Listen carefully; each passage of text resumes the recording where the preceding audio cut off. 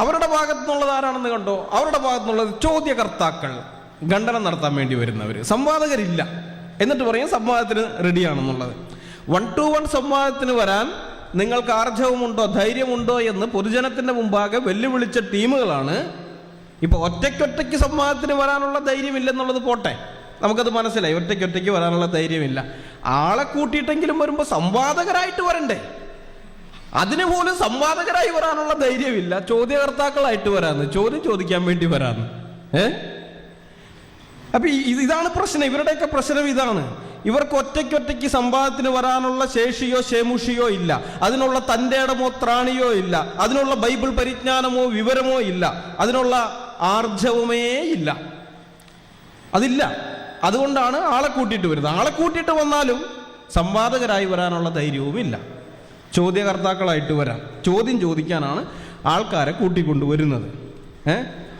അപ്പൊ ഈ ഒറ്റയ്ക്ക് വന്ന് ചോദ്യം ചോദിക്കാനുള്ള ധൈര്യം പോലും ആൽബർട്ടിനില്ലേ? ഈ പാവപ്പെട്ട ആൾക്കാരെയൊക്കെ വഴിയിൽ വെച്ച് കാണുമ്പോൾ അവരോട് പോയി ചോദ്യം ചോദിക്കാൻ നല്ല മിടുക്കാണ്. ഇവിടെ ഒറ്റയ്ക്കൊറ്റയ്ക്ക് സംവാദത്തിന് വരാനുള്ള ധൈര്യമില്ല. എന്നാൽ ശരി, ചോദ്യം ചോദിക്കാനെങ്കിൽ ഒറ്റയ്ക്ക് കയറി വരാനുള്ള ധൈര്യമില്ല. അതിനും ആളെ കൂട്ടിയിട്ട് വരണം. ഭീരുത്വത്തിന്റെ ആത്മാവാണ് ആൽബർട്ട് യോഹന്നാനെ നിന്നിലൊക്കെ വ്യാപരിക്കുന്നത്. മനസ്സിലായോ? ഭീരുത്വത്തിന്റെ ആത്മാവ്. എന്നാൽ ഞങ്ങളിൽ അങ്ങനെയല്ല. ഞങ്ങളിലുള്ളത് ഭീരുത്വത്തിന്റെ ആത്മാവല്ല, ശക്തിയുടെയും സ്നേഹത്തിന്റെയും സുബോധത്തിന്റെയും ആത്മാവത്രേ ദൈവം ഞങ്ങൾക്ക് തന്നിരിക്കുന്നത്.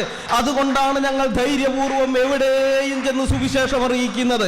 എവിടെയും ചെന്ന് സുവിശേഷം അറിയിക്കുന്നതിന്റെ കാരണം ഞങ്ങളിലുള്ളത് ഭീരുത്വത്തിന്റെ ആത്മാവല്ല എന്നുള്ളത് കൊണ്ടാണ്. മനസ്സിലായോ?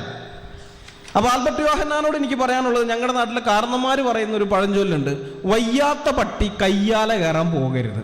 മനസ്സിലായോ? വയ്യാത്ത പട്ടി കയ്യാലെ കയറാൻ പോകരുത്. അവിടെ എവിടെയെങ്കിലും അടങ്ങി ഒതുങ്ങിയിരുന്നോളണം. അതാണ് നിങ്ങൾക്കൊക്കെ നല്ലത്.